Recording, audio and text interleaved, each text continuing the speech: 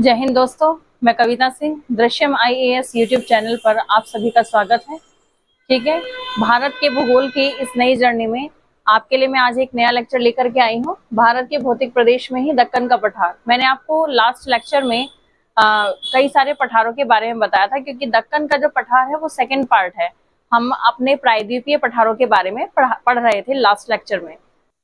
मैंने आपको last lecture में मध्यवर्ती उच्च भूमि से रिलेटेड काफी सारे आपको पठारों के बारे में बता दिया था। ठीक है, आज के इस लेक्चर में अब हम दक्कन के पठार में जितने भी आपके पठार और श्रेणियां आती हैं उन सब के बारे में हम बात करेंगे। ठीक है, तो सबसे पहले हम दक्कन के पठार को अच्छे से समझ लेते हैं। दक्कन का पठार यानी कि डेक्कन प्लेटू। दक्कन का जो आपका पठार है ये इस तरह का शेप है, ये आपको दिखाई देता है आप अपने मैप में। ये आपका गुजरात है और ये पूरा का पूरा जो पार्ट है, ये वाला पार्ट, ये दक्कन का पठार है। ठीक है, ये किस आकृति में है दोस्तों? ये त्रिभुजाकार पठार है। ठीक है, यानी कि ट्रायंगल शेप में है। ये देखिए ट्रायंगल शेप आपको दिखाई दे रहा है। ठीक है, तो ये त्रिभुजाकार पठार आपका दक्कन का पठार है शेप में। अगर बात करें इसके कितने वर्ग किलोमीटर में फैला हुआ है, यानी कि इसका जो विस्तार है वो कितना है, तो ये है 7 लाख वर्ग किलोमीटर के आसपास।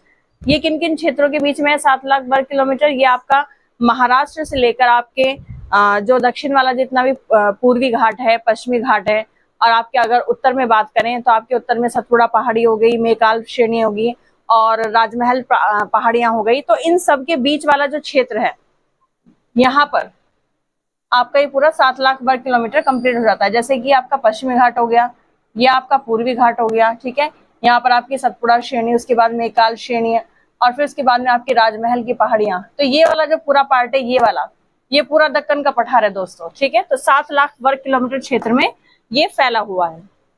उसके बाद में बात करते हैं यहाँ की ऊंचाई की। तो जो इसकी जो ऊंचाई है दोस्तों, वो कम से कम 500 से 1000 मीटर के आसपास यहाँ पे मिलेगी देखने के लिए, इस पठार की जो ऊंचाई है। क्लियर है? अब इसका निर्माण कैसे हुआ, इसके बारे में थोड़ा सा हम समझ लेते हैं। ज्वालामुखी की प्रक्रिया के द्वारा ही आपके दक्कन के पठार का निर्माण हुआ है। ज्वालामुखी की क्रिया, और कैसा ज्वालामुखी क्रिया? तो यहाँ से ज्वालामुखी प्रक्रिया से दरार रूपी उद्भेदन हुआ था, यानी कि दरारों से जो ज्वालामुखी का जो लावा निकलता है, इस प्रकार का यहाँ पे दरार रूपी उद्भेदन हुआ था। ठीक है, तो यहाँ पर इसी वजह से उसी लावा के निक्षेप यहाँ पर पाए जाते हैं। काफी गहरे निक्षेप यहाँ पर देखने के लिए मिलेंगे। तो यहाँ पर कम से कम 2000 मीटर गहरे आपको लावा के निक्षेप आपको देखने के लिए मिलेंगे दक्कन के पठार में, कम से कम 2000 मीटर के आसपास। ठीक है, अब बात करते हैं कि यहाँ पर शैलें कैसी पाई जाती है, यानी कि यहाँ पर चट्टानें कैसी पाई जाती हैं। तो ये जो चट्टानें पाई जाती है, रवेदार पाई जाती है, प्राचीन रवेदार चट्टानें पाई जाती है यहाँ पर दोस्तों। ठीक है, आपने सुना होगा कि मतलब जो हमारा जो दक्कन का जो पठार है उसमें वो गोंडवाना लैंड से है। मैंने काफी सारे लेक्चर्स में आपको बताया भी है। ठीक है, तो दक्कन का जो पठार है आपका गोंडवाना लैंड का एक भाग है, जो कि दक्षिण अफ्रीका से टूट करके आया था। दक्षिण अफ्रीका से ये टूट कर आया था। ये दक्षिण वाला पार्ट, मेन जो आपका इंडिया है दोस्तों, वो यही है जो मेन इंडिया है आपका। ठीक है, तो यहाँ पर जो शैलें पाई जाएंगी प्राचीन पाई जाएंगी, और कैसी पाई जाएंगी? रवेदार शैलें पाई जाएंगी। और यही कारण है जब ये गोंडवाना लैंड का पार्ट है तो यहाँ पर जीवाश्म रहित चट्टानें पाई जाएंगी, यानी कि जिसमें जीवाश्म यानी कि जीवों का अंश नहीं होता है, इसलिए उन्हें जीवाश्म रहित कहते हैं। यस, रवेदार शैले, रवेदार शैले बेटा कण होते हैं, मॉलिक्यूल्स होते हैं। ठीक है, उन्हें ही रवेदार शैले बोलते हैं, यानी कि चट्टानों के अंदर मॉलिक्यूल्स होते हैं। किसी चट्टान में छोटे मॉलिक्यूल्स होते हैं, यानी कि छोटे कण होते हैं, और किसी में बड़े कण होते हैं। रविदार में कैसे पाए जाते हैं? रवेदार, हाँ बिल्कुल, यहाँ अलग अलग, हाँ हाँ क्रिस्टल टाइप के ही होते हैं। और इसका एक मतलब तरीका है समझने का। जैसे कि अगर बात करें महाद्वीपों की, तो महाद्वीपों में अलग रवेदार शैलें पाई जाएंगी, और बात करें अगर पठारों की, तो पठारों में अलग प्रकार की शैलें पाई जाएंगी। ठीक है, और समुद्रों के अंदर जो पाई जाती हैं शैलें वो अलग प्रकार की होंगी, तो उनमें मॉलिक्यूल्स की मात्रा, मोटा छोटा जो भी कुछ है वो अलग अलग पाया जाता है। क्लियर है? ठीक है, तो यहाँ पर जो है कैसी पाई जाती है? जीवाश्म रहित चट्टानें पाई जाती हैं दक्कन के पठार में। ठीक है, गोंडवाना लैंड का पार्ट है तो जाहिर सी बात है। ये जीवाश्म रहित क्यों रह रही है? जीवाश्म रहित का मतलब ये होता है कि उस समय गोंडवाना लैंड का पार्ट है ये दक्कन का पठार, तो उस समय जीव नहीं थे, नई नई पृथ्वी बनी थी, न तो उस समय ना तो पेड़ पौधे थे और ना ही कोई जीव जंतु था। यही कारण है कि जीवाश्म रहित चट्टानें यहाँ पर पाई जाती हैं। क्लियर है? ठीक है, जीवाश्म रहित है तो यहाँ पर नई प्रकार की जो चट्टानें मिलेंगी, आपको ग्रेनाइट चट्टान मिलेगी, नीस मिलेगी, बेसाल्ट चट्टान मिलेगी। बेसाल्ट जो समुद्रों के अंदर जो पाई जाती हैं चट्टानें, वो उसे कहते हैं बेसाल्ट। चूना पत्थर की चट्टानें मिलेगी। जो आपका सतपुड़ा श्रेणी है, दक्कन पठार का जो उत्तर वाला जो पार्ट है, वहां पर आपको चूना पत्थर की चट्टानें मिलेंगी और क्वार्टर्स भी आपको वहीं पर ही मिलेगा। ठीक है, तो ये मैंने दक्कन का पठार आपको बता दिया। ठीक है, इसके बारे में सिर्फ इतना ही है। दक्कन के पठार को कई सारे श्रेणियों में और कई सारे पठारों में डिवाइड किया गया है। कई सारी अलग अलग उच्च भूमियों में और निम्न भूमियों में डिवाइड किया गया है। तो सबसे पहले हम दक्कन के पठार को पढ़ेंगे सतपुड़ा श्रेणी के रूप में। तो सबसे पहले दक्कन के पठार में सतपुड़ा श्रेणी आती है, क्योंकि दक्कन का पठार की जो उत्तरी सीमा है वो सतपुड़ा श्रेणी ही बनाती है। ठीक है, अब ये सतपुड़ा श्रेणी जो है हमारे इंडिया के मैप में ये उत्तरी अक्षांश में कितने कितने डिग्री के बीच में सतपुड़ा श्रेणी फैली हुई है, इसके बारे में देख लेते हैं। 21 डिग्री से 24 डिग्री नॉर्थ लैटिट्यूड यानी कि उत्तरी अक्षांश के बीच में इसका विस्तार है सतपुड़ा श्रेणी का। उत्तरी अक्षांश नॉर्थ लैटिट्यूड, तो 21 डिग्री से 24 डिग्री के बीच में आपको सतपुड़ा श्रेणी देखने के लिए मिलेगी। ठीक है, अब देखते हैं कि इसकी शुरुआत कहाँ से होती है और ये कहाँ तक जाती है आपकी सतपुड़ा श्रेणी। तो पश्चिम में राजपीपला की पहाड़ियों से शुरू होती है, यानी कि सतपुड़ा श्रेणी को पश्चिम में यानी कि गुजरात के पार्ट में, गुजरात के राज्य में पश्चिम में राजपीपला की पहाड़ी के नाम से जाना जाता है। अलग अलग क्षेत्रों में अपनी सतपुड़ा श्रेणी को अलग अलग नामों से जाना जाता है। तो पश्चिम में राजपीपला की पहाड़ी के नाम से जानते हैं। ठीक है, उसके बाद में जब आप आगे बढ़ते हैं तो महाराष्ट्र में आपको महादेव के नाम से ये देखने के लिए मिलेगी। और फिर उसके बाद में आपको मेकाल, जब आप एमपी में थोड़ा सा आगे की तरफ बढ़ेंगे, थोड़ा सा एमपी में पार्ट आता है इसका, तो एमपी में मेकाल के नाम से इसको जाना जाता है। फिर आगे छोटा नागपुर पठार तक भी ये जा रही है। ठीक है, छोटा नागपुर पठार आपका झारखंड छत्तीसगढ़ वाला थोड़ा सा जो एरिया है वहां तक। और फिर आपका बिहार, और देन उसके बाद में आपका थोड़ा सा पार्ट बिहार में और थोड़ा सा पार्ट आपका उसमें पश्चिम बंगाल में, वेस्ट बंगाल में राजमहल की पहाड़ियों के रूप में आपको सतपुड़ा श्रेणी देखने के लिए मिलेगी। तो ये जो जितनी पहाड़ियां हैं, ये सब की सब पहाड़ियां सतपुड़ा श्रेणी का ही यानी कि सतपुड़ा पर्वतमाला का ही एक भाग है। ठीक है, तो यहाँ पर देख लेते हैं जो महादेव है, महादेव पहाड़ी, महादेव जो श्रेणी है ये कहाँ पर है, ये एमपी में है, मध्य प्रदेश में है। ठीक है, सतपुड़ा श्रेणी का ही एक भाग है। ठीक है, इसको इस महादेव की जो सबसे ऊंची जो शिखर यानी कि सबसे ऊंची जो चोटी है वो क्या है, धूपगढ़ है। और ये पूरी सतपुड़ा पर्वतमाला की भी सबसे सर्वोच्च चोटी है, या प्रथम सर्वोच्च चोटी भी हम इसको कह सकते हैं। तो कौन सी है, ये धूपगढ़ है। और कितने मीटर ऊंची है ये, 1350 मीटर की इसकी ऊंचाई है। यहाँ पर दोस्तों एक हिल स्टेशन पाया जाता है, बहुत ही फेमस हिल स्टेशन है जिसका नाम है पंचमढ़ी। पंचमढ़ी यहाँ ये एक तरीके से स्वास्थ्य वर्धक एक स्थान है। यहाँ पर काफी सारे लोग घूमने के लिए जाते हैं, स्पेशली वो लोग जो पेशेंट टाइप के होते हैं, उनको डॉक्टर रिकमेंड करते हैं कि आप ऐसे हिल स्टेशन पे जाइए जहाँ आपको ऑक्सीजन अच्छी मात्रा में मिल सके। तो पंचमढ़ी काफी अच्छा हिल स्टेशन है, तो आप लोग भी घूमने के लिए जाइए। ठीक है दोस्तों, उसके बाद में हम बात करते हैं आगे मेकाल। मेकाल जो आपका जो पार्ट है ये भी एमपी और छत्तीसगढ़ राज्य के बीच में आपका ये मेकाल श्रेणी आपको मिलेगी देखने के लिए। यहाँ की इस मेकाल की जो सर्वोच्च चोटी है वो है अमरकंटक।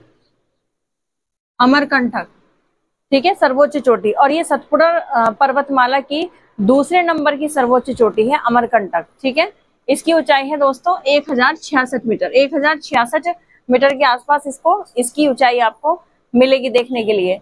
अच्छा, यहाँ पर ही इस अमरकंटक चोटी से ही आप की ये नर्मदा नदी और सोन नदी, दो नदियां निकलती हैं दोस्तों। ठीक है, नर्मदा नदी जो है आपकी बहते हुए पश्चिम की तरफ आ जाती है, जो अरब सागर में गिर जाती है। और सोन नदी जो है वो उत्तर की तरफ चली जाती है। उत्तर दिशा में जाने के बाद ये गंगा नदी में जाकर के मिल जाती है। तो ये दो मेन नदियां हैं जो अमरकंटक के पठार से निकलती हैं दोस्तों। क्लियर है? अब देखिए, नर्मदा नदी जो है वो सतपुड़ा श्रेणी के उत्तरी ढाल पर पाई जाती है। ठीक है दोस्तों, नर्मदा नदी भी और सोन नदी भी उत्तरी ढाल पर मिलेगी। लेकिन इसके दक्षिणी ढाल पर अगर बात करें तो तीन नदियां काफी फेमस है। एक तो ताप्ती नदी, एक वेनगंगा और एक वर्धा नदी। ताप्ती नदी और नर्मदा नदी दोनों की दोनों ऐसी नदियां हैं जो पश्चिम में बह करके आपके अरब सागर में जाकर के मिल जाती हैं। ठीक है, और लेकिन जो आपकी वेनगंगा और जो वर्धा गंगा है, ये दोनों की दोनों नदियां गोदावरी की सहायक नदी हैं, दोनों की दोनों। तो ये दक्षिणी ढालों पर मिलने वाली नदियां हैं, ये वाली, ये दोनों की दोनों, ये भी दक्षिण पर मिलती है, लेकिन ये कहां पर, अरब सागर में जाकर के गिर जाती है ये, ठीक है, नर्मदा के साथ साथ बहते हुए। बस नर्मदा सतपुड़ा के उत्तरी ढाल पर बहती है और ताप्ती नदी दक्षिण ढाल पर बहती है, बस इतना फर्क है इसमें। बात करते हैं अगर चट्टानों की, तो यहाँ पर बेसाल्ट और ग्रेनाइट दोनों प्रकार की चट्टानें हमें देखने के लिए मिलेंगी, क्योंकि दक्कन का जो पठार है ये समुद्री क्षेत्र से लगता हुआ है, यही कारण है कि यहाँ पर बेसाल्ट क्रम की चट्टानें भी मिलती हैं। और जो बीच वाला जो पार्ट है, जो जिसे हम त्रिभुजाकार पठार भी बोलते हैं, वहां पर हमें ग्रेनाइट क्रम की चट्टानें देखने के लिए मिलती है। तो हम कह सकते हैं कि यहाँ पर दोनों प्रकार की चट्टानें हमें सतपुड़ा श्रेणी में देखने के लिए मिलेंगी, ठीक है। तो नेक्स्ट हम महाराष्ट्र के पठार के बारे में पढ़ेंगे।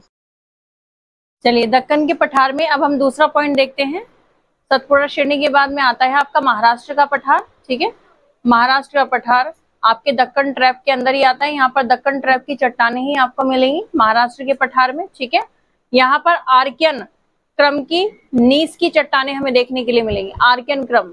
अब आर्कियन क्रम की चट्टानें यहाँ पर क्यों है, क्योंकि दक्कन का पठार मैंने आपको बताया कि गोंडवाना लैंड का एक पार्ट है, गोंडवाना लैंड का हिस्सा है, तो इसीलिए यहाँ पर आर्कियन क्रम की चट्टानें मिलेंगी, क्योंकि आपका गोंडवाना लैंड आर्कियन युग में ही बना था, ठीक है। तो यहाँ पर नीस क्रम की चट्टानें मिलेंगी। और ये जो आर्कियन नीस क्रम की जो चट्टानें हैं, ये आपको मिलेंगी वर्धा और वेनगंगा बेसिन जो आपका बना हुआ है, वर्धा नदी ने और वेनगंगा ने जो अपना बेसिन बना रखा है, जो नदी तंत्र बना रखा है, उसी नदी तंत्र में आपको आर्कियन नीस क्रम की चट्टानें देखने के लिए मिलेंगी, क्लियर है। उसके बाद में दक्कन ट्रैप में हमें धारवाड़ क्रम की शिष्ट चट्टानें भी हमें देखने के लिए मिलेंगी, धारवाड़ क्रम की शिष्ट चट्टानें। और ये जो धारवाड़ क्रम की जो चट्टानें हैं, ये महाराष्ट्र के पठार में किनारे की तरफ मिलती हैं। किनारा यानी कि जो ये वाला जो पार्ट है, यस पश्चिमी घाट किनारे पर, नहीं पश्चिमी घाट नहीं, पश्चिमी घाट एक्चुअली में क्या होता है कि महाराष्ट्र का पठार आपका कोंकण तट और सह्याद्री को छोड़कर, अगर इसको छोड़ दे, कोंकण तट आपका गुजरात वाला जो पार्ट है और सह्याद्री यानी कि जो आपका पश्चिमी घाट है, ठीक है, इन दोनों को छोड़ दीजिए तो पूरा जो आपका महाराष्ट्र राज्य है ना, इस पूरे महाराष्ट्र राज्य में आपके महाराष्ट्र का पठार स्थित है, क्लियर है। इस पूरे महाराष्ट्र राज्य में इन दोनों को छोड़ दें, क्लियर है। तो यहाँ पर धारवाड़ शिष्ट क्रम की चट्टानें जो महाराष्ट्र राज्य में मिलती है, वो किनारे की तरफ मिलती है, क्लियर है। यहाँ पर विंध्यन क्रम की चट्टानें भी हमें मिलेंगी देखने के लिए, और कुडप्पा क्रम की चट्टानें भी हम यहाँ पर मिलेंगी। तो ये सारी की सारी मैंने आपको चट्टानों वाला जो मैंने टॉपिक करवाया था, उसमें सब क्लियर कर ही दिया था कहाँ पर कौन कौन सी पाई जाएगी, क्लियर है। तो अब हम आगे देख लेते हैं, ठीक है। यहाँ पर अजंता की पहाड़ियां हमें देखने के लिए मिलती है। मैंने इसको क्या किया है कि इस पूरे महाराष्ट्र के पठार को थोड़ा सा और अच्छे से समझने के लिए इसको और दोबारा से 5 भागों में डिवाइड कर दिया है। तो सबसे पहले इसको अजंता की पहाड़ी में हम देख लेते हैं। अजंता की पहाड़ियां जिसमें एलोरा एक फेमस टेम्पल है शिव भगवान जी का, ठीक है, जो राष्ट्रकूटाज ने यानी कि जो राष्ट्रकूट वंश था, उसने यहाँ पर एलोरा मंदिर बनवाया था अजंता की पहाड़ियों में, ठीक है। तो ये अजंता की पहाड़ियां भी आपके इसी में आती हैं। उसके बाद में गोदावरी नदी ने घाटी बना ली है, तो गोदावरी नदी की घाटी वाला जो पार्ट है वो भी इसमें आता है, यस। हाँ, तो अजंता एलोरा की जो गुफाएं हैं, यहाँ पर गौतम बुद्ध भगवान जी की काफी सारी पिक्चर्स यहाँ पर पोर्ट्रेट इनकी दीवारों पर मिली है, और जैनियों से रिलेटेड भी यहाँ पर काफी सारी पोर्ट्रेट मिली है, पर सबसे ज्यादा जो मिली है वो गौतम बुद्ध भगवान जी और शिव जी यानी कि सनातन धर्म से रिलेटेड ही हमें यहाँ पे पिक्चर्स दीवारों पर मिली है।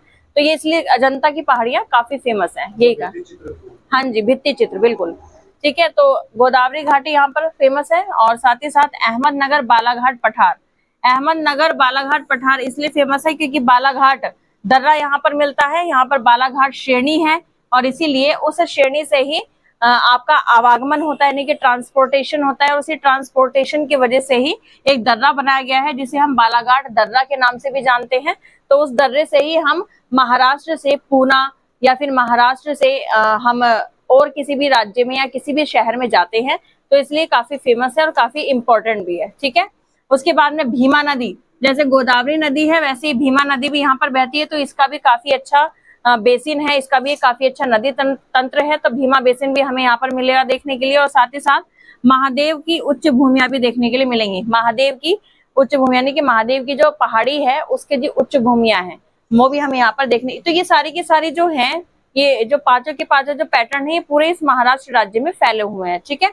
तो बालाघाट श्रेणी मैंने आपको बताई दिया कि जिस पर बालाघाट दर्रा बहुत फेमस है, और साथ ही साथ यहाँ पे हरिश्चंद्र श्रेणी महाराष्ट्र राज्य में मिलेगी और सतपुड़ा श्रेणी, ठीक है, ये यहाँ से ऐसे स्टार्ट होती है। तो सबसे पहले बालाघाट श्रेणी आती है, और फिर उसके बाद में आपकी हरिश्चंद्र श्रेणी पड़ती है, और देन उसके बाद में आपकी सतमाला पहाड़ी मिलती है। तो इस तरह से सीरीज है, ऊपर से लेकर के नीचे तक आती है तीनों की तीनों श्रेणियां इस पूरे महाराष्ट्र राज्य में, ठीक है दोस्तों। तो ये आपका दक्कन का पठार था, दक्कन के पठार का महाराष्ट्र का पठार था, दूसरा पॉइंट, ठीक है। आप तीसरे पॉइंट पे चलते हैं, जो कि आपका है महानदी बेसिन। पॉइंट देखते हैं महानदी बेसिन, ठीक है।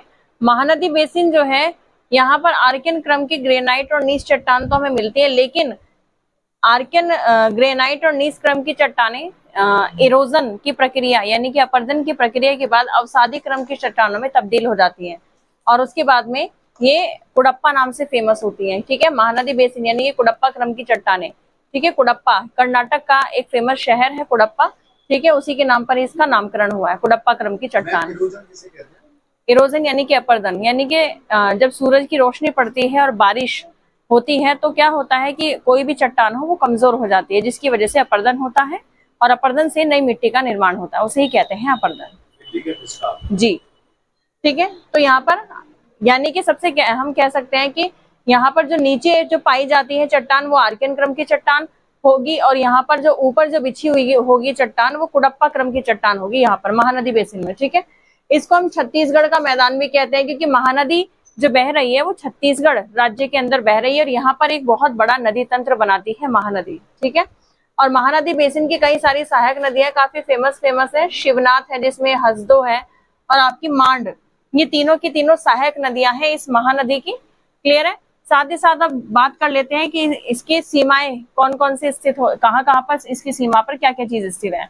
तो यहाँ इसकी जो उत्तरी सीमा जो बनाती है महानदी बेसिन की, उसमें सबसे पहले उत्तर में लोरमी का पठार आता है, पेंड्रा पठार आता है, झूरी पहाड़ियां यहाँ पर आती है, और रायगढ़ की पहाड़ियां यहाँ पर आती है। तो उत्तरी सीमा पर, महानदी बेसिन की उत्तरी सीमा पर हमें ये पठार देखने के लिए मिलते हैं, लोरमी का और पेंड्रा का, और दो पहाड़ियां रायगढ़ और छुरी की पहाड़ियां इसकी उत्तरी सीमा बनाती हैं। इसकी पश्चिमी सीमा की बात करें तो पश्चिमी सीमा मेकाल श्रेणी बनाती है। पश्चिमी सीमा मेकाल श्रेणी जो सतपुड़ा श्रेणी का ही एक भाग है, मैंने आपको जब सतपुड़ा श्रेणी पढ़ाया था तो उसमें मैंने आपको मेकाल श्रेणी के बारे में बताया था, ठीक है। तो इसके पश्चिम में आपको मेकाल श्रेणी मिलेगी। साथ ही साथ अब बात करते हैं इसके दक्षिण में, तो दक्षिण में इसकी राजहरा नाम की पहाड़ियां मिलेंगी। राजहरा जो नाम की पहाड़ियां हैं, यहाँ पर धारवाड़ क्रम की चट्टानें हमें देखने के लिए मिलेंगी। धारवाड़ क्रम की चट्टानें भी अवसादी क्रम की ही शैलें हैं, जो कि आर्कियन की अपरदन से, आर्कियन क्रम की चट्टानों के अपरदन से ही बनी है। यस, ये किसकी मतलब पहाड़ियां हैं, किसका पार्ट है ये? ये राजहरा पहाड़ियां, ये जो आपकी राजहरा पहाड़ियां हैं, ये भी आपका उसी का ही पार्ट है जो आपकी सतपुड़ा श्रेणी है, लेकिन आगे जाकर के इनका नाम चेंज हो जाता है, ठीक है। चलिए अब नेक्स्ट हम महानदी बेसिन के बारे में अगला टॉपिक पढ़ते हैं। चलिए अब अगला टॉपिक देखते हैं हम। चलिए अब हम अगला टॉपिक देखते हैं। हमारा जो टॉपिक है अगला वो है उड़ीसा उच्च भूमि, यानी कि उड़ीसा के पार्ट को हम पढ़ेंगे दक्कन के पठार में, ठीक है। उड़ीसा जो है आपका, उसका जो किनारा है, यानी कि जो समुद्र तट से लगता हुआ जो किनारा है, उसको हम उत्कल तट कहते हैं दोस्तों। और उत्कल तट आपको ध्यान आया होगा कि उत्कल के नाम से उत्कल ट्रेन भी एक है जो चलती है, जो कि उड़ीसा, यस, उत्कल एक्सप्रेस के नाम से, बिल्कुल, ठीक है। तो ये जो उत्कल तट है, यहाँ पर गरजात की पहाड़ियां देखने के लिए मिलेंगी इस उड़ीसा उच्च भूमि में, यही उत्कल तट के किनारे पर ही, ठीक है। उसके साथ ही साथ अगर इसकी सीमाओं की बात करें तो इसके पश्चिम में हमें महानदी बेसिन मिलेगा। मैंने आपको महानदी बेसिन अभी पढ़ाया है, तो महानदी बेसिन जो है वो पश्चिमी सीमा बनाती है किसकी, उड़ीसा की, उड़ीसा उच्च भूमि की पश्चिमी सीमा महानदी बेसिन, ठीक है, जो आपके छत्तीसगढ़ राज्य में स्थित है। उसके बाद में इसकी उत्तरी सीमा की बात करें तो उत्तरी सीमा इसका नागपुर का पठार बनाता है, ठीक है, नागपुर का पठार जो कि आपके झारखंड में स्थित है, क्लियर है। उसके बाद में आपका पूर्वी घाट जो इसकी सीमा बनाता है, पूर्वी घाट दक्षिण पश्चिम में बनाता है, ये इसके उड़ीसा के दक्षिण पश्चिम में पूर्वी घाट इसकी सीमा बनती है। और साथ ही साथ पूर्व में अगर जाएं तो हमें उत्कल का मैदान मिलेगा, उत्कल की पहाड़ियां, उत्कल का जो तट है वहीं पर उत्कल का मैदान स्थित है, ठीक है, वहीं पर ही गरजात की पहाड़ियां हैं। तो ये हमें कहाँ पर मिलेगी देखने के लिए, हमें पूर्व में देखने के लिए मिलेगी, क्लियर है। अगर बात करें चट्टानों की, यानी कि यहाँ पर रॉक कैसी पाई जाती है, तो यहाँ पर चट्टानें पाई जाती है आर्कियन क्रम की। कहीं भी आप कोई सा भी आप दक्कन के पठार का कोई सा भी आप पॉइंट्स पढ़ लीजिए, उसमें आपको एक ही क्रम की चट्टान देखने के लिए मिलेंगी, या तो आर्कियन क्रम की चट्टानें देखने के लिए मिलेंगी या फिर कुडप्पा या फिर धारवाड़। ठीक है, चलिए तो यहाँ पे आर्कियन क्रम की चट्टानें मिलेंगी तो किस प्रकार की होंगी, वो ग्रेनाइट होंगी, नीस होंगी और ज्वालामुखी प्रकार की होंगी, यानी कि लावा के निक्षेपों से बनने वाली मिट्टियां या फिर चट्टानें। क्लियर है। यहाँ पर अगर बात करें तो यहाँ पर अनाच्छादित पहाड़ियां मिलती है, अनाच्छादित पहाड़ियां, पठार देखने के लिए मिलते हैं। अनाच्छादित पहाड़ियों का मतलब होता है कि ये जो पार्ट है ये कैसा है, कटा फटा है, यानी कि समतल नहीं है, एक जैसा नहीं है। यहाँ पर बीच में दरार रूपी एक भूमि है, एक जमीन है, और ये किस वजह से है, डेल्टाओं की वजह से, क्योंकि नदियां जब अपने साथ अवसाद बहा करके लेकर आती हैं तो समुद्र तट के सहारे एक डेल्टा का निर्माण कर देती है। यही कारण है कि ये जो किनारा है कटा फटा है। यहाँ तो यहाँ पर कैसी पहाड़ियां और पठार हमें देखने के लिए मिलेंगे, अनाच्छादित। क्लियर है।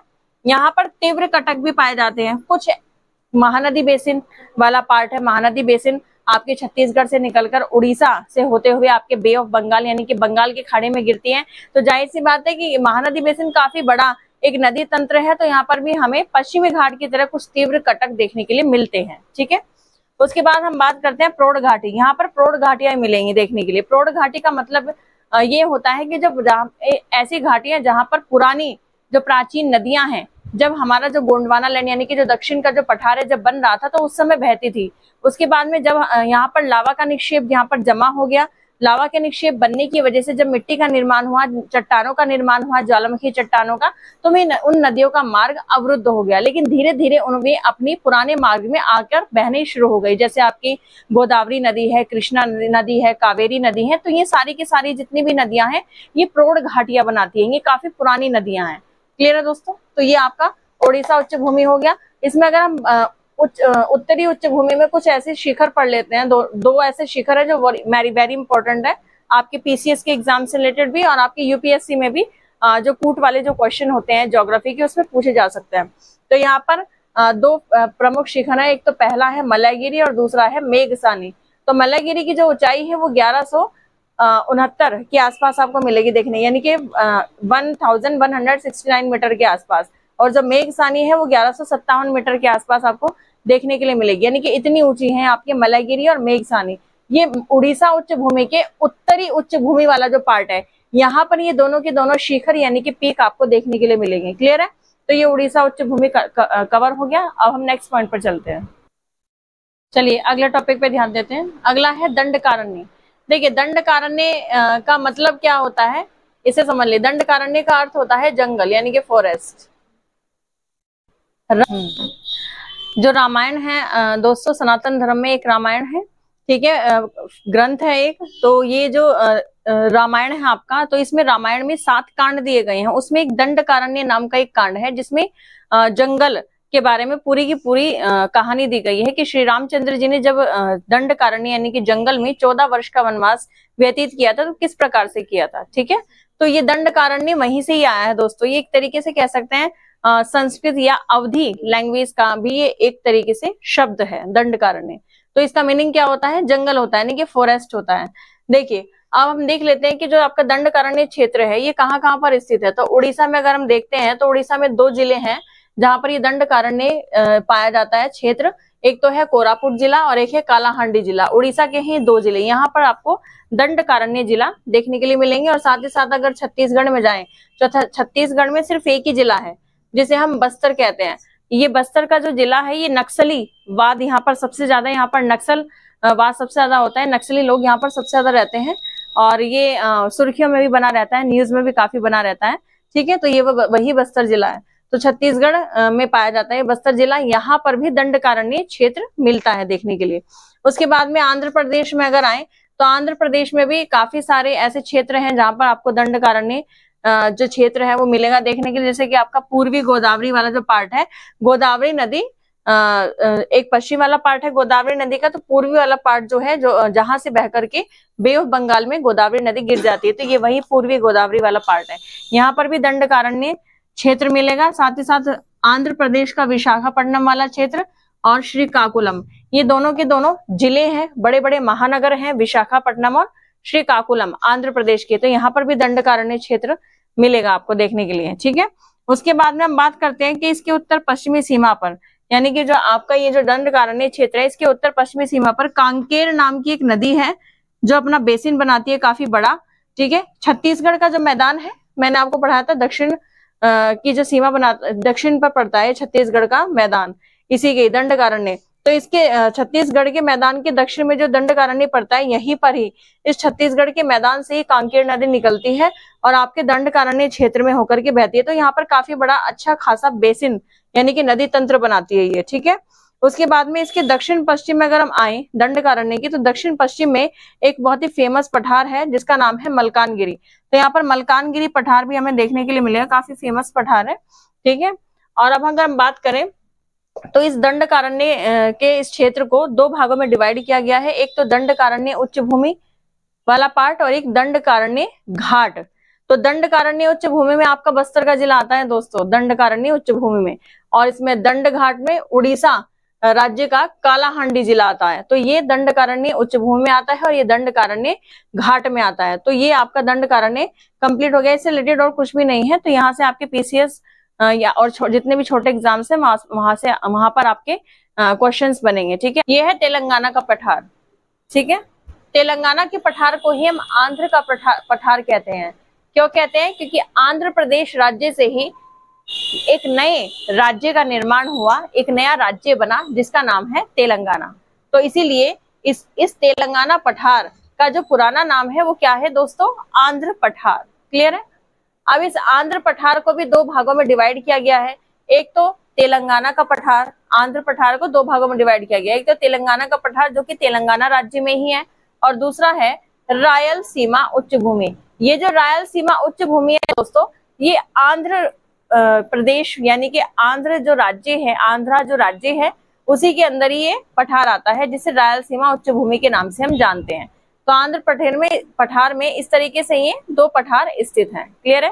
अब हम ये जो आपका पूर्व कैम्ब्रियन युग है, इसी में ही आपकी नीस शैलें बनी थी, और यही नीस शैलें यानी कि नीस क्रम की जो चट्टानें हैं ये आपके तेलंगाना पठार में पाई जाती हैं। ठीक है, नीस क्रम की चट्टानें और ग्रेनाइट क्रम की चट्टानें ये आर्कियन युग की हैं, लेकिन आर्कियन क्रम की चट्टानें जब अपरदन की क्रिया के अनुसार अवसादी शैलों में कन्वर्टेड हो जाती है तो वो क्या बन जाती है? नीस बन जाती है। तो ग्रेनाइट से वो किस में कन्वर्ट हो जाती है दोस्तों? नीस में कन्वर्ट हो जाती है। तो यही अवसादी नीस शैलें ही इस तेलंगाना के पठार में पाई जाती हैं। क्लियर है? चलिए हम आगे अब अगला पॉइंट देखते हैं। चलिए दोस्तों, अब हम अगला पॉइंट देखते हैं, कर्नाटक का पठार। ठीक है, तो तेलंगाना के पठार के बाद में कर्नाटक का पठार पढ़ेंगे हम। तो कर्नाटक का जो पठार है ये किन किन राज्य में विस्तृत है? ये आपके कर्नाटक राज्य में विस्तृत है और केरल राज्य में विस्तृत है। तो ये इन दो राज्यों में फैला हुआ है आपका कर्नाटक का पठार। ठीक है, यहाँ पर कौन से क्रम की चट्टानें मिलती हैं? यहाँ पर आर्कियन युग से लेकर के आधुनिक काल की शैलें यानी कि चट्टानें हमें मिलती हैं, यानी कि जब हमारी पृथ्वी बनी थी उस समय बनने वाली चट्टान भी यहाँ पर मिलेगी, और आज के समय में बनने वाली अवसादी चट्टानें और कायांतरित चट्टानें भी हमें यहाँ पर देखने के लिए मिलेगी। क्लियर है? इस कर्नाटक के पठार की अगर ऊंचाई की बात करें दोस्तों, तो इसकी जो ऊंचाई है वो 600 से 900 मीटर के आसपास है, लगभग 600 से 900 मीटर के आसपास। ठीक है, कर्नाटक के पठार को तीन भागों में, तीन प्राकृतिक भूमियों में डिवाइड किया गया है, बांटा गया है। ठीक है, पहला है मलनाद, दूसरा है उत्तरी उच्च भूमि, तीसरा है दक्षिणी उच्च भूमि। ठीक है दोस्तों, तो ये जो मलनाद है, ये मलनाद कर्नाटक का पठार ही है, क्योंकि तीन भागों में डिवाइड कर दिया गया है। तो मलनाद जो है ये एक तरह का पहाड़ी प्रदेश है दोस्तों, पहाड़ी प्रदेश है। तो इसका मतलब ये कर्नाटक के पश्चिमी घाट यानी कि सह्याद्री वाले पार्ट में, यानी कि पश्चिमी घाट वाले पार्ट में आपका ये मलनाद वाला पठार मिलेगा, और ये पश्चिमी घाट के आर पार है दोस्तों, यानी कि जो आपका पश्चिमी घाट का समुद्र वाला किनारा है उधर भी ये मलनाद वाला पठार है, और इसके पार यानी कि जब इसको पार करके जब दूसरी तरफ आ जाते हैं कर्नाटक के तो भी ये मिलता है आपको मलनाद का पठार। ठीक है, अब उत्तरी उच्च भूमि के बारे में अगर बात करें तो आपका जो उत्तरी उच्च भूमि है ये काफी चौड़ा पठार है। इन सब तीनों में ये वाला जो पठार है काफी चौड़ाई में है। साथ ही चौड़ाई में कारण बता देती हूँ, ये कृष्णा नदी और तुंगभद्रा नदी के कारण है, क्योंकि कृष्णा नदी और तुंगभद्रा नदी काफी बड़ा नदी तंत्र है और बहुत ही अच्छा बेसिन होने की वजह से इनका क्षेत्रफल भी काफी बड़ा है। यही कारण है कि उत्तरी उच्च भूमि वाला जो पठार है ये काफी चौड़ा है। क्लियर है? उसके बाद में दक्षिण उच्च भूमि की अगर बात करें तो दक्षिण उच्च भूमि में आपको कावेरी नदी मिलेगी दोस्तों। तो इस कावेरी नदी होने की वजह से ये भी है काफी अच्छा खासा क्षेत्र हमें इस पठार का भी मिलता है, लेकिन सबसे ज्यादा जो मिलता है वो उत्तरी उच्च भूमि का ही हमें मिलता है, क्योंकि यहाँ पे 2 नदियां हैं। ठीक है, उसके बाद हम आते हैं यहाँ पर कर्नाटक के पठार में बहुत ही फेमस पहाड़ियां और वेरी इंपॉर्टेंट बाबा बुदन की पहाड़ियां, बहुत ही फेमस पहाड़ियां, ये इंपॉर्टेंट है एग्जाम से रिलेटेड भी। ये कर्नाटक के पठार में ही हमें मिलती है बाबा बुदन की पहाड़ियां। ठीक है, बाबा बुदन की पहाड़ियों की जो सर्वोच्च शिखर है यानी कि जो सर्वोच्च चोटी है वो कौन सी है दोस्तों? उसका नाम है Mullayanagiri. Very important, Mullayanagiri important है ये दोस्तों। तो मुल्यानगिरी कितनी मीटर ऊंची है? ये 1925 मीटर ऊंची है ये। ठीक है, उसके बाद में इसी की दूसरी जो सर्वोच्च शिखर यानी कि दूसरी जो सर्वोच्च चोटी है उसका नाम है कुद्रेमुख, ये भी इंपॉर्टेंट है दोस्तों। ठीक है, तो ये कुद्रेमुख जो है ये 1892 मीटर ऊंची है। तो ये कुद्रेमुख भी इंपॉर्टेंट है दोस्तों एग्जाम्स के पर्पज से। तो ये तीनों क्वेश्चन यहाँ से आपको एग्जाम के पर्पज से मिल गए, इसके अलावा, इस नॉलेज के अलावा। चलिए अब हम अगला पॉइंट देखते हैं। ठीक है, तमिलनाडु का पठार। तमिलनाडु का जो पठार है दोस्तों वो सह्याद्री का जो दक्षिण वाला जो पार्ट है यानी कि नीचे वाला जो सह्याद्री यानी कि पश्चिमी घाट वाला जो दक्षिण वाला जो पार्ट है वहां से स्टार्ट होकर के तमिलनाडु राज्य के जो तटीय मैदान है, समुद्री किनारे से लगते हुए तटीय मैदान, वहां तक फैला हुआ है आपका ये तमिलनाडु का पठार। क्लियर है दोस्तों? चलिए अब हम देखते हैं कि इस तमिलनाडु के पठार को 2 भागों में डिवाइड किया गया है। तमिलनाडु में एक तो तमिलनाडु की पहाड़ियां जहां पर स्थित है तो उसको तमिलनाडु पहाड़ियों के नाम से इसको डिवाइड किया गया है कि एक तो ऐसा क्षेत्र है जिसमें सिर्फ और सिर्फ पहाड़ियां हैं और दूसरा क्षेत्र है जिसमें सिर्फ और सिर्फ समतल भूमि है जो कि नदियों के द्वारा बनाई गई है। ठीक है, तो ये है आपका दोस्तों कोयम्बटूर मदुरई उच्च भूमि, कोयम्बटूर मदुरई उच्च भूमि। ठीक है, यहाँ ये एक समतल भूमि है। समतल भूमि किसके द्वारा बनाई गई है? समतल भूमि 2 नदियों के द्वारा बनाई गई है। 2 नदियों का तंत्र है यहाँ पर, एक है वैगई नदी और दूसरी है ताम्रपर्णी नदी। तो इन दोनों नदियों के द्वारा ही यहाँ पर काफी अच्छा खासा मतलब समतल एरिया बनाया गया है। ठीक है, तो ये 2 भागों में डिवाइड किया गया है। अब हम पहाड़ियों के बारे में अगर बात करें कि तमिलनाडु में जो पहाड़ी वाला जो क्षेत्र है उसमें कौन कौन सी पहाड़ियां आती हैं दोस्तों? ठीक है, तो इसमें आती है आपकी जावादी पहाड़ी, शेवराय पहाड़ी, कलरायन पहाड़ी और पचमलाई पहाड़ियां। तो ये सारी की सारी पहाड़ियां आपके तमिलनाडु पठार में, आपके जो तमिलनाडु पहाड़ियों वाला जो पार्ट है उसमें आती हैं सारी की सारी पहाड़ियां। तो ठीक है, आपका ये दक्कन के पठार में मैंने आपके ये वाले पठार क्लियर कर दिए हैं। ठीक है, नेक्स्ट लेक्चर में आपको मैं पश्चिमी घाट और पूर्वी घाट को बहुत अच्छे से समझाऊंगी दोस्तों। ठीक है, तो आज के लिए इतना ही, और मेरे इस चैनल को सब्सक्राइब कीजिए, लाइक कीजिए और कमेंट बॉक्स में मुझे जरूर बताइएगा कि ये लेक्चर आपको कैसा लगा। बहुत बहुत धन्यवाद।